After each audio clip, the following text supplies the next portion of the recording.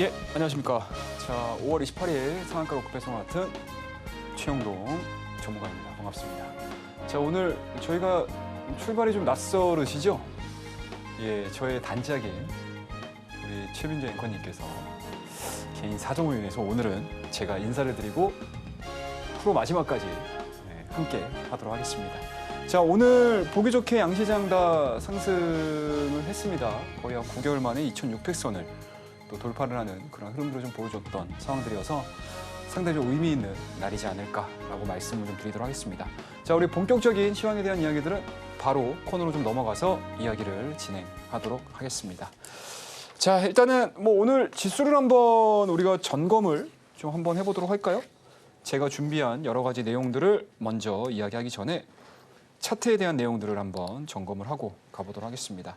자, 오늘 전체적인 지수에 대한 흐름들, 코스피 지수 연중 고점으로 놓고 봤었을 때 드디어 돌파를 시켜주는 그러한 모습들을 좀 보여줬습니다. 뭐 물론 종가상으로는 유지가 안 됐어요. 자, 1.25%로 상승 마감이 좀 진행이 된 상황들이고요. 밑꼬리가 좀 길게 달렸음에도 불구하고 어찌됐든 우리나라 증시와 더불어서 전일자, 뉴욕 증시에 대한 상승 흐름들이 상당히 좀 좋았습니다. 미국의 3대 지수가 2%가 넘는 상승으로 좀 마감이 된 상황들이어서 오늘 전체적으로 놓고 봤었을 때 아시아 증시에서 우리나라 증시의 상승폭이 상당히 좀 컸다라고 말씀을 좀 드릴 수가 있을 것 같습니다. 안에 있는 내부적인 종목에 대한 이야기들은 제가 시황을 이어가면서 얘기를 좀 해드리도록 할게요. 자, 그다음에 이제 코스닥 지수에 대한 흐름들을 좀 보셔야 될 것 같은데 일단은 뭐 코스닥은 상승을 또 유지를 시켜주는 모습들은 아니었어요. 그죠? 뭐 그럼에도 불구하고 0.2% 상승으로 마무리가 된 상황들이고요. 우리가 늘 이 시간에 시황을 짚어봤었을 때 자, 과열 구간을 마무리한 상태에서 과연 상방으로 돌 것이냐 아니면 하방으로 진행이 될 것이냐 이 부분들에 대해서 우리가 상당히 좀 고민을 많이 했었잖아요. 다행스럽게 이번 주 동안의 지수 흐름들을 좀 보시게 되면 상방으로 방향성을 돌리고자 하는 에너지들 그와 더불어서 시장에 전달되는 내용들이 상당히 우호적이었다라고 보시면 좋을 것 같습니다. 자, 코스닥 지수 안에서에 대한 변화 흐름들도 제가 잠시 후에 시황을 좀 더 본격적으로 이야기를 할 때 짚어드리도록 하겠습니다. 자, 그럼 우리 본론으로 넘어가서 한번 보도록 할게요. 자, 일단은 뭐 오늘 앞서서 언급드렸듯이 코스피 지수가 1.25 상승을 한 2,670포인트에서 마무리가 됐습니다.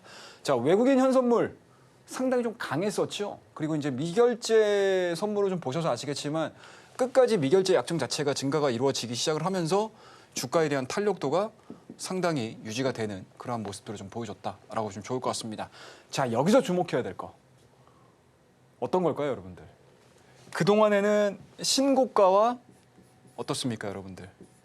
신저가 사이에서 신고가의 움직임들을 보여주는 종목군들, 섹터군들이 상당히 시장을 주도를 했다라고 하게 되면 오늘 같은 경우는 이 부등호 기호가 반대로 움직였죠.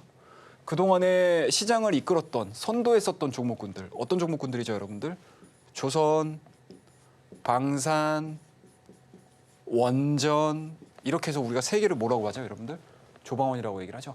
이 조방원 관련 종목군들이 오전장에는 분위기가 상당히 좋았지만 오후장 들면서 급격하게 차익성 매물들을 쏟아내는 그런 움직임들을 보여줬다라고 하게 되면 이쪽에 있었던 자금들 자체가 어느 쪽으로 흘러들어갔죠, 여러분들? 어느 쪽으로 흘러갔습니까?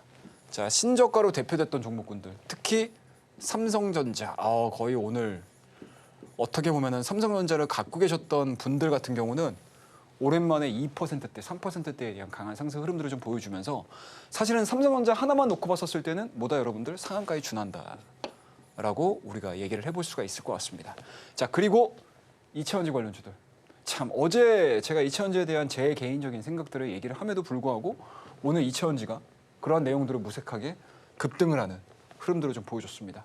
장중에 에코프로, BM, LNF 이런 종목군들이 거의 10%가 넘는 상승 흐름들을 좀 보여주면서 그동안의 흐름들을 뭐 한 번에 또 씻겨내는 그런 모습을 좀 보여줬습니다. 과연 이러한 부분들이 기조적으로 상승을 할 것인가? 이 부분들에 대해서는 조금 더 우리가 다른 시간에 한번 점검을 하는 이야기들을 좀 해드리도록 할게요. 자, 일단은 뭐 미국 쪽이 이렇게까지 좋아지는 내용들을 우리가 좀 체크를 하셔야 될 것 같은데 어찌됐든 지금과 같은 상황 속에서 미국 3대 지수와의 동조화가 진행이 되고 있는 상황들이기 때문에 미증시에 대한 상승 부분들이 좀 진행이 돼야지 우리나라 증시도 마찬가지고 동시간대에 열리는 아시아 증시에 대한 움직임들도 움직여줄 수 있다라고 보시면 좋을 것 같습니다. 자, 그런 측면에서 놓고 봤었을 때 어제 저희가 일정들 체크해보자라고 말씀드렸잖아요. 소비자 신뢰지수가 상당히 괜찮았어요. 쉽게 말씀드려서 시장에서 예상을 하고 있는 데이터라고 해야 될까요? 경기 데이터? 이 경기 데이터에 대한 움직임들이 생각했던 것보다 시장의 투심 자체를 굉장히 좀 억누르고 있었던 요소 중에 하나였거든요. 근데 막상 뚜껑을 열어봤더니 소비자 신뢰지수가 나쁘지 않아라는 거죠. 쉽게 말씀드려서 관세로 인해서 이거 생각보다 어떻습니까, 여러분들? 실물 경기가 안 좋아질 거야라는 내용들로 올라갈 만하면 떨어지고 올라갈 만하면 떨어지는 그러한 이제 시장 흐름들이었다라고 하게 되면 그러한 관세 리스크로 인한 경기 데이터에 대한 막연한 불안감 자체가 이번에 발표된 소비자 신뢰지수로 인해서 어느 정도 그 괴리감을 축소시켜줬다라고 보시면 좋을 것 같습니다. 그래서 그에 따라서 대표적으로 M7으로 대표되는 대다수의 종목군들 상승을 하는 기염을 좀 토해줬고요. 그 중에서도 이제 테슬라에 대한 주가 흐름들이 상당히 긍정적으로 반영이 됐습니다. 자, 이러한 부분들이 좀 나오다 보니까 테슬라와 가장 연동해서 움직여줄 수 있는 종목군들이 뭐죠, 여러분들? 이차전지 관련 종목군들이죠.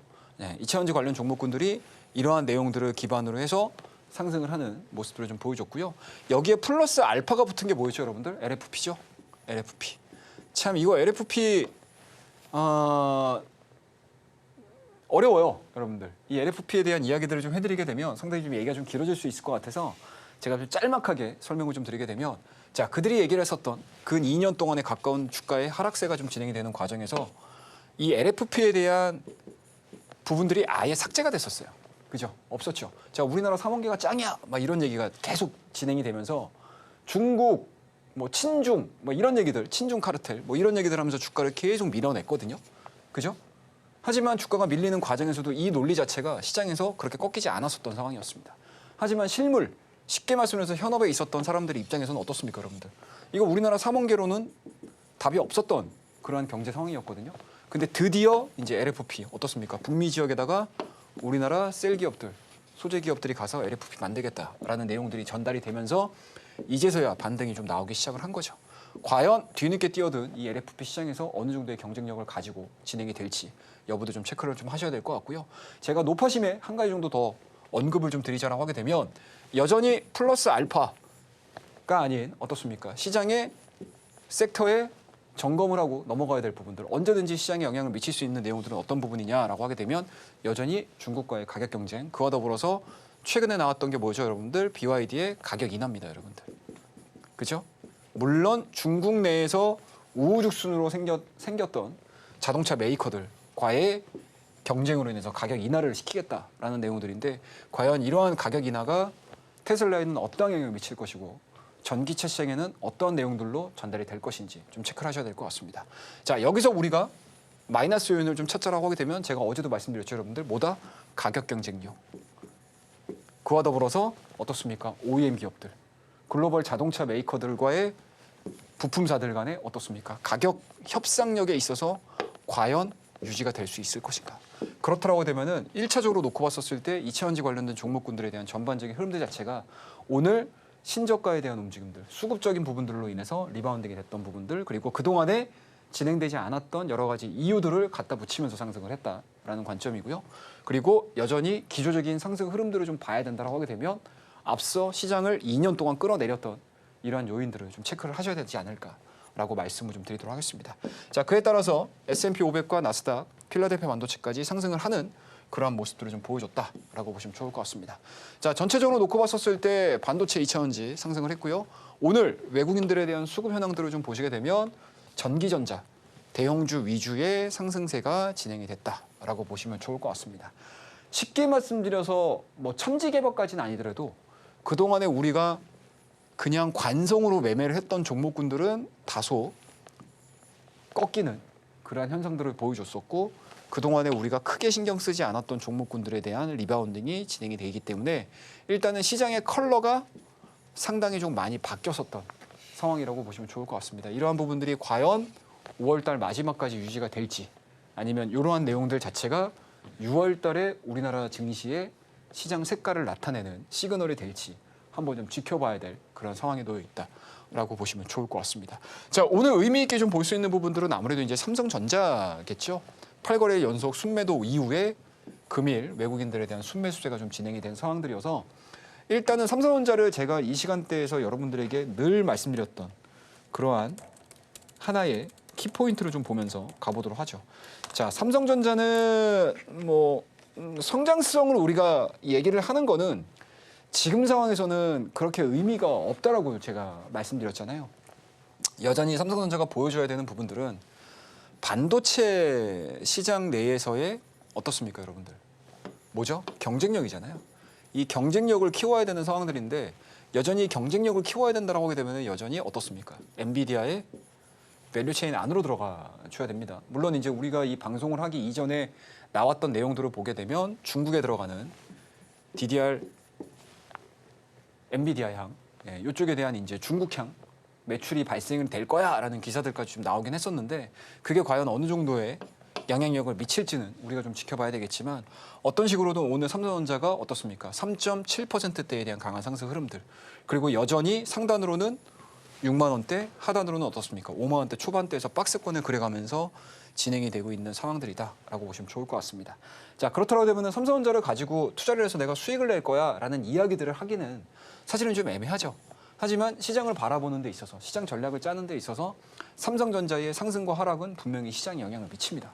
그렇기 때문에 가지고 계신 분들은 삼성전자가 이번에는 박스권 상단을 돌파시킬 수 있을지 그리고 삼성전자를 내가 매매를 하진 않지만 시장에서에 대한 방향성들을 좀 체크를 해야 돼라고 하게 되면 항상 이 박스권 내에서 어떻게 움직이는지를 체크를 해보시게 되면 그래도 얼추 코스피 지수의 전반적인 흐름들을 예측을 해볼 수가 있다라고 보시면 좋을 것 같습니다. 자, 그러면 우리 코스닥으로 한번 넘어가 볼까요? 자, 코스닥 같은 경우는 일단은 3거래일 연속 상승을 진행을 시키고 있습니다. 뭐 물론 오늘 같은 경우 코스피 대비해서 코스닥에 대한 상승 흐름들이 그렇게 컸었던 상황들은 아니었어요. 하지만 많은 분들이 보셨다시피 오늘 코스닥 시가총액 상위 종목군들을 보시게 되면 바이오 종목군들, 그죠? 그동안에 움직였던 바이오 종목군들, 그다음에 뭐 휴젤이라고 해야 될까요? 임의용 관련된 종목군들, 물론 이제 일부 종목군들을 움직인 종목군들이 있어요. 이런 종목군들을 제외시키고 시총 상위 안에 있는 종목군들에 대한 움직임들을 보시게 되면 바이오 종목군들에 대한 전반적인 차익성 매물들이 나왔고요. 10위권, 15위권 안에 있었을 때 종목군들을 보시게 되면 거의 대부분이 에코프로와 에코프로 BM, 그다음에 엔캠 이러한 2차전지 종목군들 중심으로 해서 리바운딩이 세게 나왔다라고 보시면 좋을 것 같습니다. 아마 오랜만에 2차전지를 갖고 계신 분들 입장에서는 상당히 좀 재미있었던, 좀 고무적이었던, 그리고 다시 한번 야, 우리 2차전지가 다시 살아나는 거 아니야? 라는 좀 희망의 끈을 좀 놓지 않을 수 있었던 그러한 반등세가 진행이 됐다라고 보시면 좋을 것 같습니다.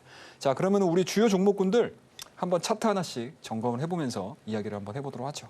자, 일단은 오늘 에코프로 한번 볼까요, 여러분들? 에코프로? 지주사임에도 불구하고 오늘 6.65%의 상승 흐름들을 좀 보여줬습니다. 뭐 물론 그동안의 하락 부분들을 좀 놓고 보자라고 했었을 때 뭐 중간중간에 상승했었던 구간들이 없었던 건 아니었어요. 2월 달도 마찬가지로 이 구간 상승했었죠. 자, 이때도 여러분들 시장에서 뭐 난리 났습니다. 자, 드디어 2차전지 갑니다. 하지만 역시나 기대감들을 확 져버렸고요. 그 다음에 1차적인 상승 이후에 또 반등이 나왔습니다. 하지만 이때도 마찬가지로 계단식 하락을 좀 보여주고 있는 상황들이기 때문에 과연 양치기 소년이 계속 이야기를 할 것인지 아니면 더 이상 속지 않아 라고 하면서 이번 반등을 통해서 물량들을 좀 줄이는 내용들이 나올지 이 부분들을 좀 체크를 하셔야 되지 않을까라고 말씀을 드리고요. 그 다음에 대표적으로 에코프로 같은 경우는 사실은 지주사 개념이어서 그렇게까지 큰 의미는 없다라고 생각을 하고 있고요.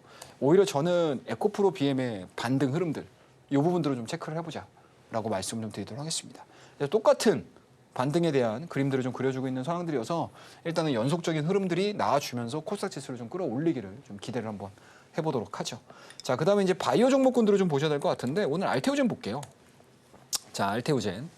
일단은 제가 어제도 알테오젠을 좀 짚고 넘어갔어요. 시황 때. 어떤 얘기를 해드렸냐. 자, 어제 올라갔었을 때의 시장의 논리는 뭐였죠, 여러분들? 어제 상승했거든요. 어제 3% 상승했습니다. 근데 오늘 어때요, 여러분들? 시가를 깨버리죠. 그죠? 어제자의 시가, 어제자의 저가를 깨버리는 음봉을 좀 감싸 안았습니다.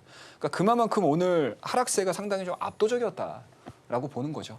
그러니까 쉽게 말씀해서 시장이 굉장히 터프하다라고 보시면 좋을 것 같습니다. 이산이 아닌가봐라고 하게 되면은 하산하는 속도가 굉장히 빨라요. 근데 이산이야라고 하게 되면 거기에 또 몰려드는 수급들도 굉장히 좀 큰 만큼 시장에 대한 변동성 요인들이 너무나 가득가득하다라고 보시면 좋을 것 같은데 일단은 뭐 알테오젠의 오늘 3%의 하락은 이 알테오젠의 문제라고 볼 수는 없을 것 같고요. 그죠? 어떤 부분이랄까요, 여러분들? 시장의 수급이죠. 시장의 수급 논리로 오늘 움직였던 상황들이었기 때문에 어제 발생했었던 상승에 대한 논리 자체가 깨진 건 아닙니다. 그렇다고 되면 우리가 기준점으로 봐야 되는 부분들은 어떻습니까? 최근에 발생됐던 저점 구간들이죠. 이러한 저점 자체를 깨지 않으려고 하는 시장의 내용들이 좀 있는 상황들이기 때문에 주도주가 바뀐다라고 설령 우리가 이해를 해보더라도 이 알테오젠의 주가가 3만 원대 초반대, 30만 원대 초반대를 과연 어떠한 형태로 유지가 되는지 좀 체크를 좀 하셔야 될 것 같고요. 만약에 알테오젠이 별다른 방향성 없이 주가에 대한 움직임들이 이런 식으로 진행이 된다고 하게 되면 나머지 바이오 종목군들 역시도 좀 힘이 없을 가능성 상당히 좀 높게 점쳐지면 좋을 것 같습니다. 그래서 오늘에 대한 상승 부분들을 가지고 우리가 색깔이 드디어 바뀌었습니다 라고는 얘기는 할 수는 없겠지만 그래도 바뀔 수 있는 가능성들이 엿보이는 거 아니야? 라고 생각이 들 정도의 변화 흐름들이 포착이 된 상황들이기 때문에 좀 예의주시하면서 지켜보자라는 거 말씀을 좀 드리도록 할게요. 자, 그 다음 종목으로 좀 볼 수 있는 부분들이 어떤 종목을 볼까요, 우리? 자, 일단은 앞서 언급드렸던 내용들 중에서 휴젤이라는 종목이 있어요, 여러분들. 휴젤 너무 좋잖아요, 여러분들. 그죠? 자, 이만큼 안정적인 상승 흐름들을 좀 보여줬던 이미용 관련주가 있었을까 싶을 정도의 시장하고는 전혀 연동되지 않고 지속적인 2025년도 들어서 꾸준한 상승세를 좀 보여줬던 종목들입니다. 하지만 오늘 18만 주 정도 거래가 이루어지면서 10% 급락했거든요. 이거 어느 누가 이거 제대로 이해를 하겠습니까? 휴젤이 갑자기 뭐 회사가 안 돼, 뭐 보톡스가 판매가 안 돼, 필러가 판매가 안 돼 이런 거 아니잖아요, 여러분들. 그죠? 그렇다고 되면 지금은 시장의 색깔 부분들이 좀 바뀌고 있다라고 보시면 좋을 것 같습니다. 자, 이러한 내용들을 토대로 해서 여러분들 시장을 좀 보셔야 되지 않을까라는 생각이 좀 들고요. 그리고 제가 중간중간마다 여러분들과 좀 체크를 했던 상황들이 있어요. 그게 어떤 거죠, 여러분들? 현대차입니다. 오늘 현대차도 올라왔어요. 보이시죠? 야, 이거 도대체 언제 올라오나 우리가 얘기를 했었던 상황들이었거든요. 그리고 실질적으로 현대차, 기아차, 현대기아차가 성장성에 있어서는 약간은 모호해질 수 있다. 성장성을 가지고 현대차를 끌어올리기에는 일단은 지금 수준에서는 바랄 수 없다라고 얘기를 하지만 한편에서 현대차에 대한 아쉬움들을 갖고 있었던 게 어떤 거였냐라고 하게 되면 바로 이거거든요. 여러분들, PBR입니다. 굉장히 낮은 수준의 지금 PBR을 거래가 유지가 되고 있죠. 0.4배입니다, 여러분들. 지난 1분기 실적을 기준으로 해서. 그만큼 현대기아차가 가지고 있는 모든 자산을 다 털어도 현대기아차의 지금 시총이 곱하기 2를 해도 부족한 그런 상황들입니다. 그만큼 저평가 구간에 와 있는 상황들이어서 일단 오늘자 현대기아차의 오랜만에 반등세가 좀 진행이 됐고요. 과연 이러한 부분들이 다른 종목군들을 좀 대체를 하면서 시장에 좀 올라올 수 있을지 여부들 좀 체크를 하면서 지켜보자라는 의미 말씀을 드리도록 하겠습니다. 그래서 전체적으로 놓고 봤었을 때 어찌됐든 오늘 시장에서 보여주는 부분들은 상당히 좀 극단적이었다. 지난주까지, 이번 주 어제까지 시장이 신고가 영역에 있는 종목군들을 가지고 극단적인 시장을 만들었다라고 하게 되면 오늘 같은 경우는 신저가에 있는 종목군들이 급반등하면서 또 다른 극단적인 시장을 만들었다라고 정리를 해볼 수가 있을 것 같아요. 자, 이렇게 해서 오늘 시황에 대한 전반적인 이야기는 점검을 한번 해봤고요. 우리 일정 체크해야 되죠? 이제 내일도 일정이 되게 중요합니다, 여러분들. 아시죠? 물론 이제 오늘 밤에 엔비디아 실적이 나오긴 하겠지만 뭐 그거는 이제 제가 어제 말씀드렸으니까 체크 한번 해보자라고 말씀드리고 내일의 일정은 일단은 잠정주택 판매 지수가 나오고요. 그다음에 이제 1분기 GDP 수정치 현재 시간으로 나옵니다. 그리고 우리나라는 사실은 이게 가장 중요하겠죠. 지금 전체적인 시장에서에 대한 평가 자체는 잠깐만 금리나 할 수 있는 거 아니야? 라는 쪽으로 상당히 배팅이 많이 이루어지고 있다라고 보시면 좋을 것 같고요. 거기에다가 시장에서 기대감들을 또 가져가고 있는 게 뭐냐라는 건데 어제 드디어 대선 토론 3차가 끝났습니다, 여러분들. 그죠? 3차가 끝났습니다. 이제 다음 주면 우리 대한민국에 새로운 신정부가 들어서게 되는데 지금 추경에 대한 금액 자체가 계속 지금 상향 조정되고 있는 상황이에요. 그에 따라서 금통위에서 과연 금리 인하에 대한 기대감들 그리고 금리 경로에 대한 이야기들을 어떻게 할지 더불어서 추경에 대한 이야기들까지 같이 뭔가 힌트 아닌 힌트들이 슬쩍슬쩍 나오기 시작을 한다고 하게 되면 제가 어제도 말씀드리긴 했지만 주식의 첫 번째 상승 제1원칙 뭐죠 여러분들? 유동성입니다. 무조건 유동성이에요.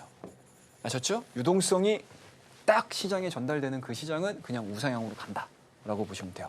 그래서 여러분들 그때 당시 코로나 시기에 여러분들이 겪었었던 많은 투자자분들이 겪었었던 자 그냥 갖고 있으면 가는 시장이야 라는 게 다시 한번 연출이 될 수 있을지 여부들 좀 체크를 한번 좀 해보자고요. 그래서 이러한 내용들이 접근이 되다 보니까 제가 앞서서 시황 얘기할 때 이거 색깔이 바뀔 수도 있습니다. 바뀔 가능성도 있습니다. 바뀔 수 있는 환경이 조성이 될 수도 있습니다 라는 이야기들을 해드리는 이유가 바로 이런 것들 때문에 그런다라고 보시면 좋을 것 같습니다. 자, 그 다음 페이지 봐서 이제 실적이 나와요, 여러분들. 자, 갭 실적 발표가 진행이 됩니다. 대표적인 의류회사죠. 갭, 그 다음 베스트바이. 대표적으로 이제 양판점이라고 해야 되나요? 그럴까요, 여러분들? 아마 블랙 프라이데이 이런 것들 많이 이용하시는 분들 같은 경우는 베스트바이 뭐 세일 뭐 이런 거 많이 보셨을 거예요. 자, 그런 개념의 우리 이제 유통점이라고 보시면 좋을 것 같은데요. 이 베스트바이의 실적 발표까지 예정이 돼 있는 상황들이고 오늘 밤에는 무조건 엔비디아 실적 한번 좀 지켜보자. 그리고 실적이 설령 좋지 않게 나온다 하더라도 앞으로 향후 가이던스 그리고 컨퍼런스 콜에서 과연 엔비디아의 컨퍼런스 콜에서 향후 IT 시장, AI 시장에 대해서 어떠한 발언들을 하는지. 근데 사실은 엔비디아 실적 부분들은 시장의 기대치들을 충족시켜주는 것들뿐만 아니고 가이던스도 좋아야 되고요. 가이던스뿐만 아니고 이 컨퍼런스 콜에서 얼마만큼 시장의 참여자들에게 납득할 수 있을 만한 이야기들을 해줘야 되는지에 대한 이 삼중고를 갖고 있는 대표적인 기업이라고 보시면 좋을 것 같아요. 그래서 아마 모든 투자자들의 관심이 이 엔비디아 실적에 쏠려 있다라고 보시면 좋을 것 같습니다. 그래서 내일 일정까지 여러분들에게 알려내 드렸으니까 참고를 한번 해보시고요. 가장 중요한 건 있어요, 여러분들. 이거 실적 여러분들 제가 이렇게 자세하게 설명을 드리고 있기는 해요. 매일매일마다 데일리로 미리미리 여러분들에게 알려드리고 있는데 이거 절대 중요하지 않아요, 여러분들. 이거 미리미리 알고 있는 겁니다. 내가 하루 미리 알고 있어요. 이거 별 의미가 없습니다. 제가 여러분들 이거 뭐 당일 작성해가지고 여러분들 보여드리는 거 아니고요. 이미 일주일치를 주말에 작성을 해서 밑에 하단에 보이시죠, 여러분들. 노란톡 안내를 통해서 들어오시게 되면 제가 거기에 늘 배포를 해드리고 있습니다, 여러분들. 그래서 항상 주식을 하시는 분들이고 주식에 대해서 관심이 있으신 분들은 이 일주일치의 일정들은 미리미리 체크를 하셔야 된다는 거 제가 늘 말씀드리니까 이제 또 내일이면 목요일이에요, 여러분들. 또 한 주가 마무리가 돼가고 있습니다. 그럼 이번 주도 중요하겠지만 6월달 첫 주간의 움직임들도 잘 체크를 하셔야 되니까요. 일정표 꼭 받으셔가지고 들어오셨으면 좋겠고 여기에다가 플러스 알파가 붙는 게 있죠, 여러분들. 다음 주면 월도 바뀌지만 정부도 바뀐다. 여기에 수혜를 받을 수 있는 뭐죠, 여러분들? 정책 수혜주. 신정부 정책 수혜주 리포트까지 제가 지금 작성을 다 했습니다. 그래서 그런 부분들 제가 여러분들에게 이야기를 해드릴 거니까요.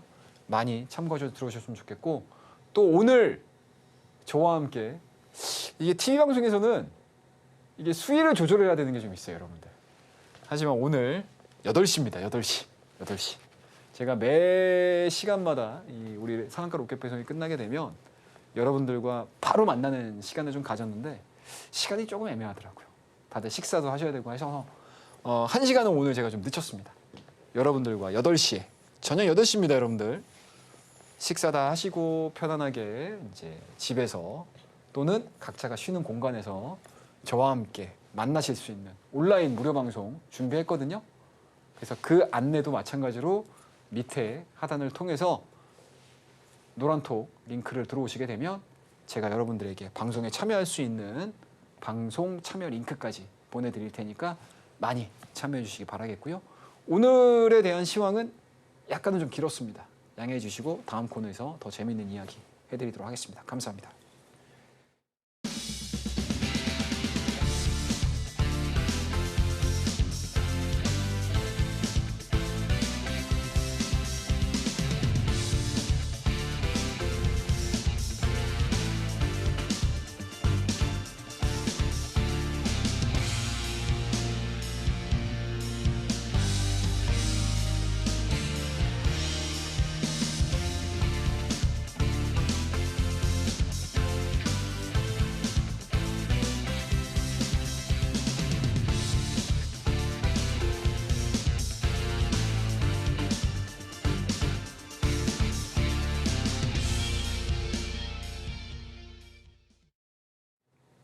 예, 자 시황은 마무리 짓고 우리 또 새로운 이야기를 한번 해보도록 하겠습니다. 자, 오늘도 이제 우리 원포인트 기법으로 넘어가야 될 것 같은데요. 항상 원포인트 기법을 제가 여러분들에게 이야기를 좀 해드리면서 늘 고민을 해요. 뭐 많은 우리 개인 투자자분들이 뭐 기법에 대한 이야기들, 그죠? 말 그대로 기법이에요. 이렇게 매매해가지고 이렇게 수익이 났어. 라는 것들을 얘기를 해드릴까? 아니면 정말 실전에서 매매를 하는 것들에 대한 이야기들을 해드릴까? 라고 고민을 상당히 늘 하거든요. 뭐 매일매일 합니다. 그래서 어쩔 때는 기법 얘기를 해드릴까? 아니면 어쩔 때는 또 실전에서 정말 여러분들이 딱 맞닥뜨렸을 때 대응하는 방법을 알려드릴까? 그래서 저는 개인적으로는 이 원포인트 기법을 얘기를 할 때 후자에 좀 가까운 쪽으로 접근을 해서 여러분들에게 얘기를 해드리고 있습니다. 자, 일단은 오늘도 제목은 안 바뀌어요. 재조명되고 있는 성장주 여전히 안 바뀝니다. 이게 왜 그러냐면, 자, 앞서서도 제가 여러분들한테 말씀드렸죠. YTD 기준으로 지금 코스피가 돌파가 이루어졌습니다. 자, 실질적으로 지수가 1년의 고점을 이번 5월달, 6월달로 넘어가는 이 마지막 주에서 돌파가 이루어지고 실질적으로 요 영역으로 넘어간다. 쉽게 말씀해서 레벨이 어떻게 되죠, 여러분들? 1단계 레벨에서 만약에 요 구간을 돌파를 시키게 되면 어떤 식으로 간다? 레벨 2로 넘어가거든요. 그러면은 과연 오늘도 보셔서 아시겠지만 그동안에 신고가를 썼던 종목들로 갑자기 그냥 뭐 차익 매물도 확 쏟아지면서 급락을 하는 그런 모습을 보여줬고, 그동안에 힘을 그렇게까지 받지 않았던 종목군들에 대한 리바운딩이 훅 나오기 시작을 한 거거든요, 여러분들. 그러면은 과연 이 고점들을 강하게 돌파를 시키는 요 시점에서 시장은 어떠한 형태로 바뀔 것인가? 이게 되게 중요해요. 그러면은 이렇게 지수까지 끌어올리는 흐름들이 나왔을 때 과연 성장주들 패턴들은 어떻게 나올 것인가? 이 부분들에 대한 고민들을 상당히 좀 많이 해보셔야 돼요. 그래서 그 종목군들에 대한 이야기들을 한번 좀 해보도록 할게요. 자, 일단은 우리 수익률 한번 보고 가셔야죠. 4월 달은 또 이제 식상하셔가지고 4월 달 얘기는 뭐 제가 짧게 해드리도록 할게요. 자, 4월 달 우리 수익률 보시게 되면은 어떻습니까? 코나이 56%, 아가방 63%, 또다시 코나이가 어떻습니까? 70%, 유니온이 31%, 대상홀딩스. 자, 여기서 여러분들 수익률 보세요. 이건 아니에요. 예, 수익률 보세요. 이건 아닙니다. 예, 제가 늘 말씀드리지만 여러분들 100%, 200%, 300% 이거 막 얘기하죠. 예, 저 그런 거 별로 안 좋아요. 그래서 얘기 안 합니다. 그래서 여러분들에게 수익률을 보자라고 하는 때는 제가 정말로 이 시점에서 이 종목에 집중을 하셔야 됩니다라고 얘기를 할 때 얘기를 하는 거고, 제가 이 4월 달 얘기를 할 때 왜 이 표를 얘기해 드리냐면, 제가 여러분들에게 말씀드렸죠. 대선 테마주들 시간 가치 있다. 우리가 4월 달 초에 그죠? 얘기를 했었을 때의 대선 테마주들이 가지고 있는 시간 가치가 이만큼이다라고 하게 되면 시간이 점점 어떻습니까? 투표 날로 가까워지게 되면 이 시간 가치가 죽기 때문에 줄어들잖아요. 시간 가치가 이런 식으로 줄어들잖아요. 그럼 어떻게 된다? 주가는 정점을 찍고 내려온다. 그래서 제가 여러분들에게 자, 4월 달 초에는 시장 밀리는 거 인정하자. 어쩔 수 없다, 이건. 관세다. 관세 어떻게 할 거냐? 트럼프하고 시진핑이 강대강으로 부딪히는 이 환경에서 우리가 어떻게 할 거냐? 방법 없다. 지수 밀리는 거 감내해야 된다. 대신에 지수가 밀리는 과정에서 반대급부로 움직이는 애들이 있다. 그 애들이 어떤 애들이다? 이런 애들이다. 매매하셔야 됩니다. 근데 그때 당시에 대부분의 개인 투자자분들은 내가 갖고 있던 종목군들이 이렇게 밀리니까 시장 걱정한다고요. 근데 어때요? 실전에서 매매를 하는 사람들은 시장 밀려? 오케이, 알았어. 밀리는 거다. 어쩔 수 없다. 인정하는 거예요. 대신에 시장의 반대대로 움직일 수 있는 종목군들을 찾는 거죠. 거기에 수급이 엄청나게 많이 들어가잖아요. 그래서 평소에 실전에서 매매를 했었던 그런 수익률 대비해서 단기간에 뽑아내는 수익률이 높아요. 이러한 시장은 여러분들 섹터와 종목만 바뀌는 것뿐인 거지 늘 반복입니다. 그것들 여러분들 잘 아셔야 돼요. 이러한 내용들이 4월 중순 때까지 이어졌다라고 보시면 좋을 것 같습니다. 그래서 관련된 종목군들 매매를 했던 것들 보시면 좋을 것 같고요. 그리고 4월 달 3주차, 4주차 넘어가기 시작을 하면서 제가 여러분들에게 어떤 얘기 했냐. 자, 대선 테마주도 이만큼 올라왔습니다. 밀릴 거예요. 정점 찍고 밀릴 겁니다. 이 밀리는 중간중간마다 올라가거든요. 근데 이거 올라갈 때 매매하는 거 생각보다 여러분들 쉽지 않습니다. 라고 말씀드렸어요. 그래서 오늘도 보시면 아시겠지만은 정책 테마주 뭐 일부 종목군들은 올라가는 것 같기는 한데 아무 의미 없다라고 저는 개인적으로 생각을 하고 있고요. 자, 그런 부분들에 있어서 이제 5월 달로 넘으면서 우리가 어떤 매매들을 했는지 하나하나씩 좀 보여드리도록 하겠습니다.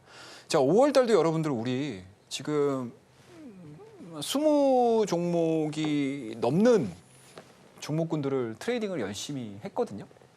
그런 종목군들을 제가 오늘 좀 보여드리도록 하겠습니다. 자, 오늘입니다. 자, G2파워예요. 자, 보이시죠, 여러분들? 오늘 10% 정도 수익을 내고 나왔던 종목이거든요. 이거 어제 했습니다, 어제. 네, 어제 매수 9750, 9700 분할 매수하겠습니다. 뭐 심플해요. 저는 복잡하게 보내드리는 거 별로 안 좋아하거든요.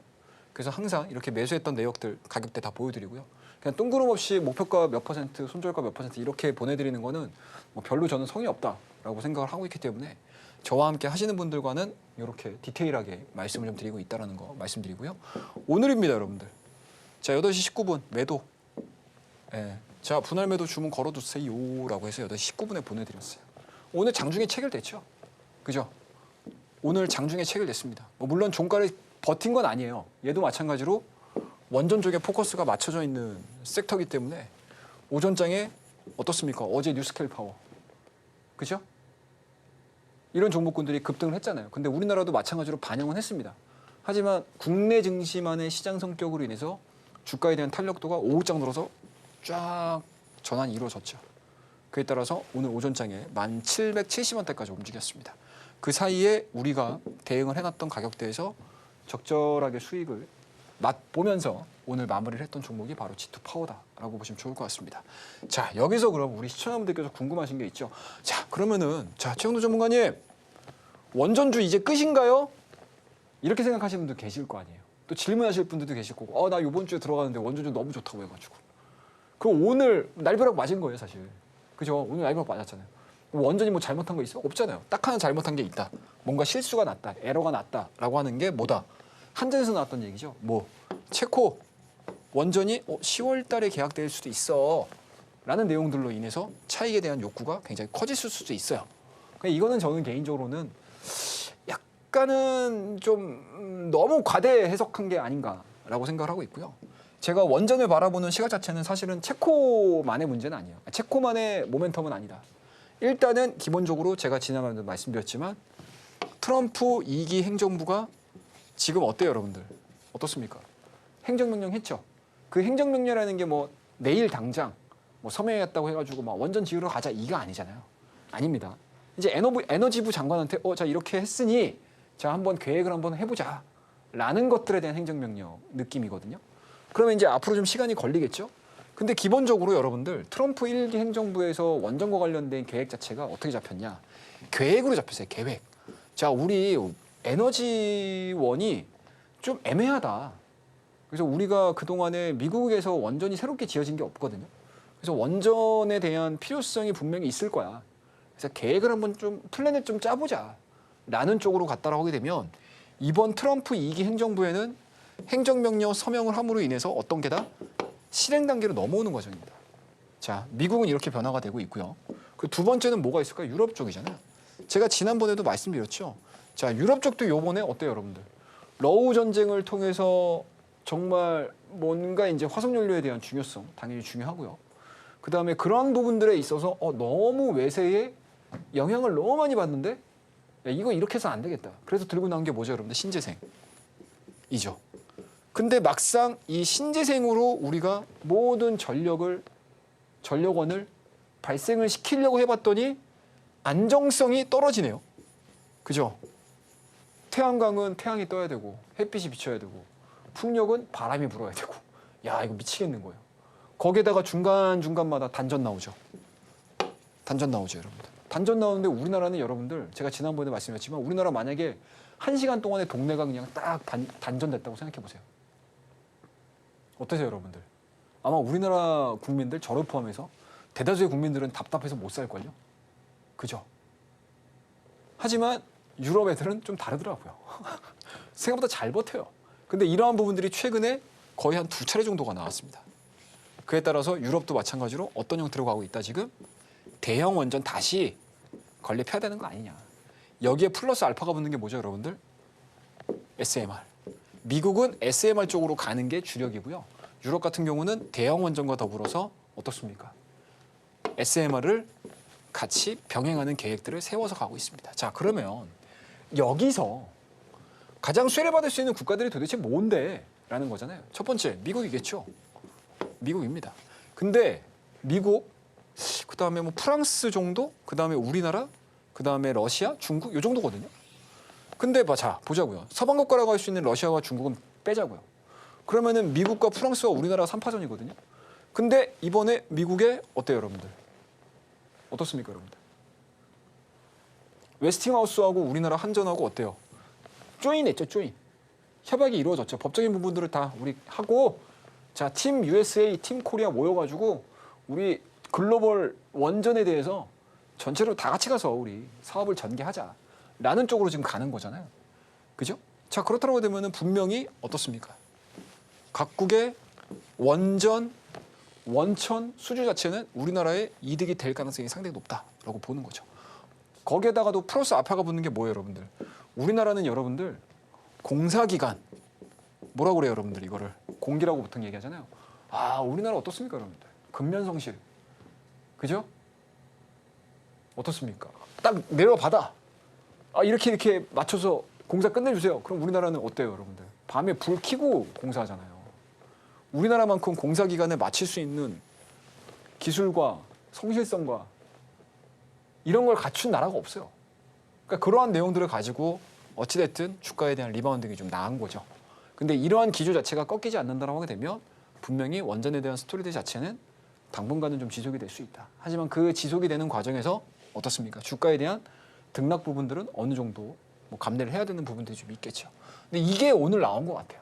그래서 이러한 부분들의 조정이 어느 정도 수준에서 진행이 될 것인가, 그 다음에 두산 에너빌리티 중심으로 해서 리바운딩이 어느 정도 나올 것인가, 이런 것들을 잘 보시게 되면 중장기적인 관점으로 원전에 대한 스토리들 자체는 유효가 될 가능성이 높다라고 저는 보고 있습니다. 그래서 혹시 오늘 원전 관련된 종목군들을 이번 주에 남들이 좋다, 시장이 좋다라고 해서 매수하셨던 분들 같은 경우는 오늘 뭐 끝난 건가 시세?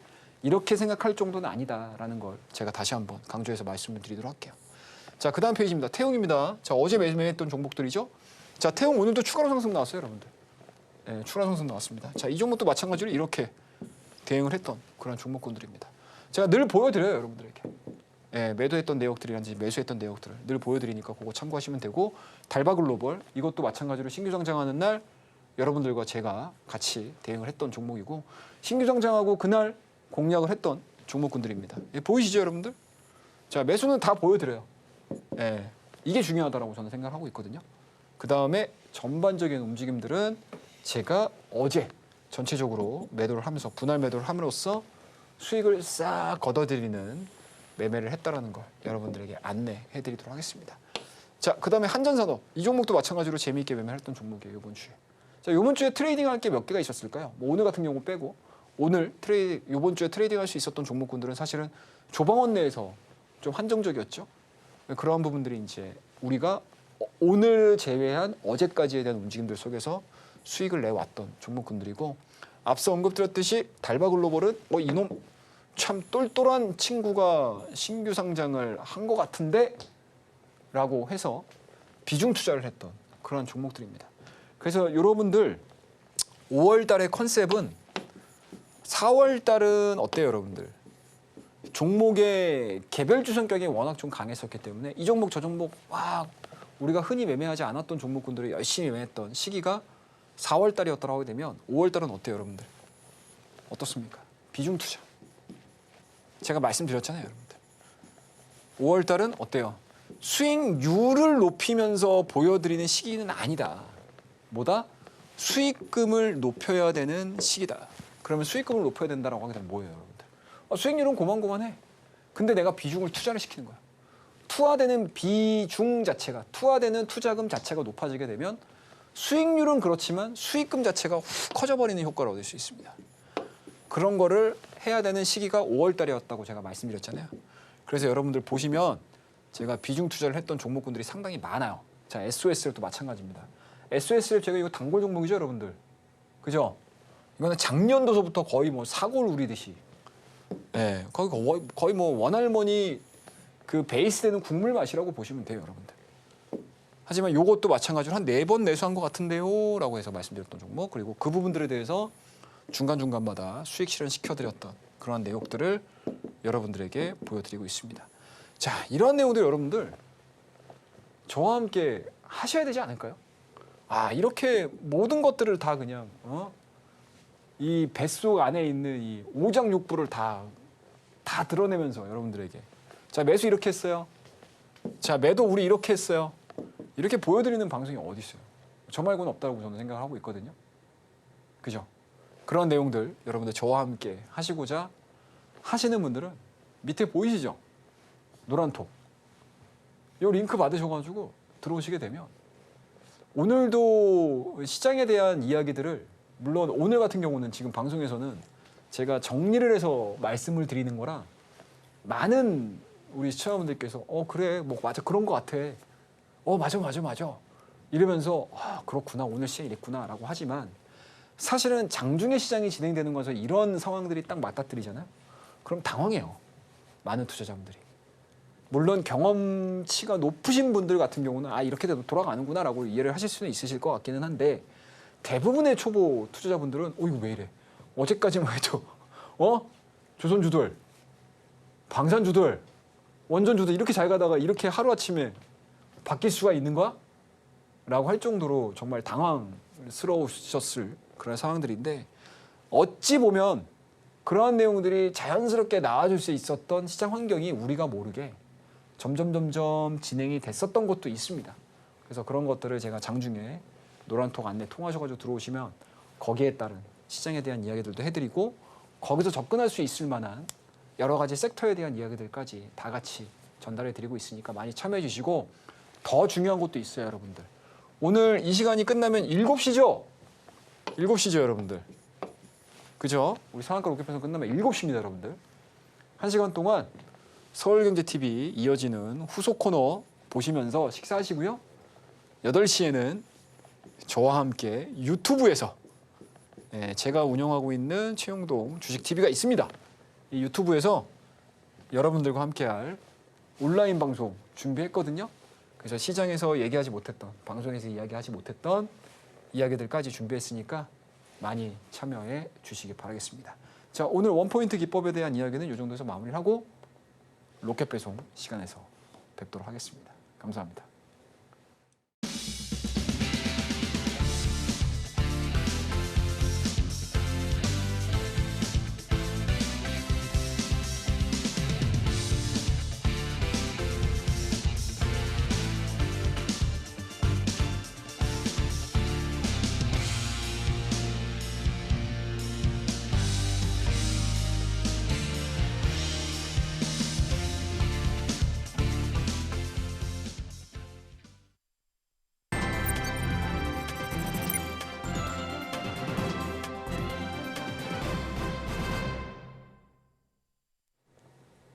예, 자, 오늘 로켓 배송 장바구니 종목 한번 꺼내보는 시간을 가져보도록 하겠습니다. 이게 코너 넘어갈 때마다 우리 민주 앵커님이 안 계셔가지고 이게 좀 부자연스럽게 좀 넘어가는 것 같아서 좀 오늘 마음에 좀 걸립니다. 하지만 좀 자연스럽게 봐주시기 바라겠습니다. 자, 오늘 준비한 로켓 배송 종목은 제가 사실은 이번 주에 여러분들 로켓 배송 종목 보셨으면 아시겠지만 약간 색깔이 좀 많이 바뀌었죠. 그죠? IT 종목군들 굉장히 많이 말씀드렸어요. 그리고 오늘 준비한 종목은 잠깐만, 우리 기조적으로 봤을 때 우리 최영동 전문가 2차원지를 별로 안 좋아하는데 라고 느끼시는 분들 계셨을 거예요. 그거에 대해서 부정하진 않겠습니다. 그거에 대해서 부정하진 않겠습니다. 왜냐? 제가 작년도 초반부터 2차원지 생각보다 쉽지 않을 것 같습니다 라는 이야기들을 엄청나게 많이 해드렸거든요.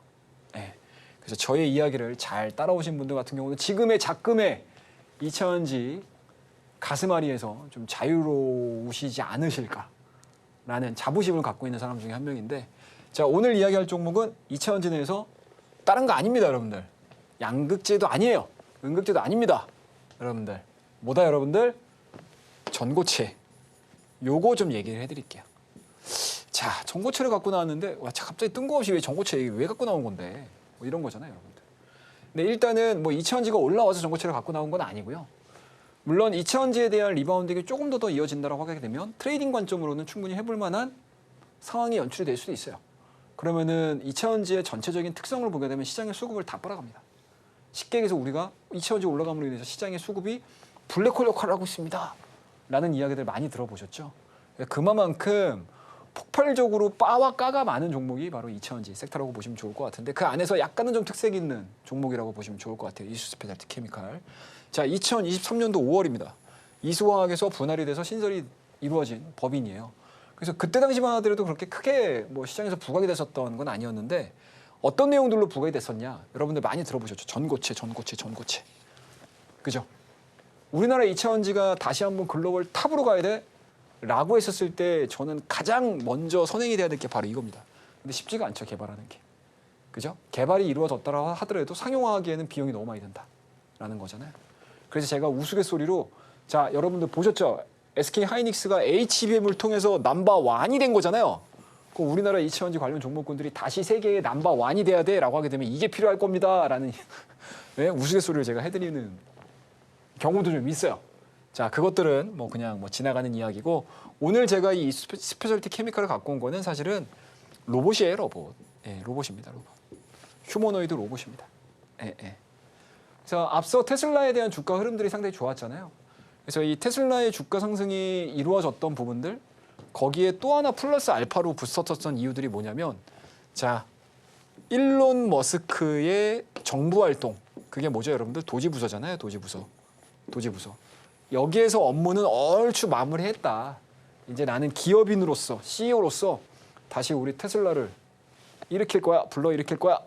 이런 것들에 대한 기대감들도 한몫을 했다라고 저는 보거든요. 시장에서도 마찬가지로 그런 해석들이 상당히 좀 많습니다. 그런 측면에서 놓고 봤었을 때 6월 달에 있을 여러분들 우리 SOS를 엄청나게 5월 달에 우리에게 수익을 엄청나게 많이 가져다 준 종목이거든요. 6월 달에 로보택시와 더불어서 또 어떤 얘기 나올 수 있을까요? 옵티머스 이야기 나올 수 있겠죠. 그러면은 옵티머스에 여러분들 뭐 넣겠어요? 뭐 LFP 넣겠어요? 3원계 넣겠습니까? 아니죠, 여러분들. 요게 가장 가능성이 높겠죠, 여러분들. 뭐 가능성이라 하기보다는 이거에 대한 필요성이 더 부각이 될 수 있겠죠. 그렇다고 되면은 내가 이차전지에 대한 리바운딩에 대해서 그렇게까지 신뢰하지 못해라고 하시게 되면 약간은 좀 니치 마켓으로 어떻습니까? 전고체와 로봇주들에 대한 움직임들을 좀 같이 보자. 그리고 로봇주 같은 경우는 제가 이 시간을 통해서 뭐 5월 달에 상당히 좀 많이 말씀을 좀 드렸기 때문에 뭐 그러한 부분들을 좀 잘 참고해서 보자라는 의미에서 오늘 이수 스페셜티 케미칼에 대한 이야기들 짤막하게 좀 해드렸고 히든의 히든 종목 같은 경우는 앞서 언급드렸듯이 리포트 제가 항상 늘 발송해 드리고 있으니까 그거 참고하셔가지고 좀 지켜보자라고 말씀드리고요. 오늘 전반적인 로켓 배송에 대한 이야기 이 정도 마무리하고 이 시간이 끝나게 되면요, 여러분들 8시에 저와 함께 온라인 방송에서 뵙도록 하겠습니다. 감사합니다.